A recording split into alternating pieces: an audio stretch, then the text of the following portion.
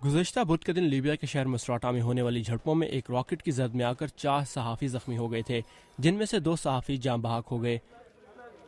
کرس Honduras کا تعلق امریکی صحافتی ادارے گیٹی امیجز سے تھا، جبکہ دوسرے ہلاک ہونے والے صحافی ایک برطانوی فلم میکر ٹم ہیتھرنگٹن تھے۔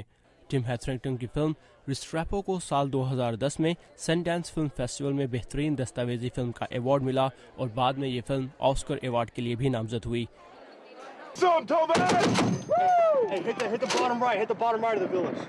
ٹم نے یہ فلم سال 2007 اور 2008 کے دوران مشرقی افغانستان کے علاقے کورنگل وادی میں بنائی تھی، جہاں اس وقت شدید جنگ جاری تھی۔ ٹم اور ان کے ساتھی سیبسٹین جنگر نے مہینوں امریکی فوجیوں اور طالبان کے درمیان لڑائی کو فلم بند کیا۔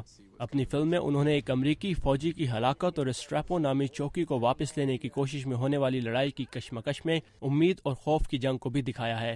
ہیتھرنگٹن اور ان کے ساتھی کو اس لڑائی کے دوران امریکی فوجیوں کی زندگی کو اتنی قریب سے دکھانے پر بہت سراہا گیا۔ ہیتھرنگٹن نے سن ڈانس فلم فیسٹیول کے دوران وائس آف امریکہ سے بات کرتے ہوئے کہا تھا کہ انہوں نے یہ فلم ان امریکیوں کے لیے بنائی ہے جن کے خاندان کے افراد اس طرح کی جنگوں میں حصہ لیتے ہیں۔ امریکہ میں تقریباً 2 کروڑ سے زائد ایسے افراد ہیں جنہوں نے خود یا ان کے خاندان کے کسی فرد نے فوج میں کام کیا یا کر رہے ہیں۔ انہیں نہیں پتا کہ ان کے پیارے بھائی بہن، ماں باپ یا رشتہ دار کن مشکلات سے گزرتے ہیں، اور امید ہے کہ یہ فلم ان حالات کو ان تک پہنچائے گی۔ ٹم کا کہنا تھا کہ ان فوجیوں کی طرح انہیں بھی لگا کہ وہ بھی اس جنگ زدہ ماحول کے عادی ہوتے جا رہے تھے۔ یہ شاید عجیب ہے، لیکن لوگ فلم دیکھ کر سوچتے ہیں کہ افغانستان میں فلم بنانا کتنا مشکل ہوگا۔ یہ ایسے ہی ہیں جیسے کہ فوجی میدان جنگ میں ہوں، لیکن وہاں یہ آسان معلوم ہوتا ہے۔ یعنی میرے لیے اپنی زندگی میں واپس آنا وہاں کام کرنے سے زیادہ مشکل تھا۔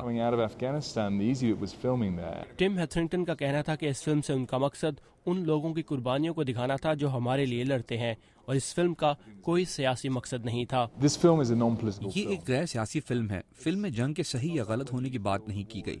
بات صرف یہ ہے کہ یہ جوان چاہے جہاں کہیں بھی ہمارے ملک کے لیے لڑ رہے ہیں، ان کی کہانی پیش کی جانی چاہیے، اور یہی اس فلم کا مقصد تھا۔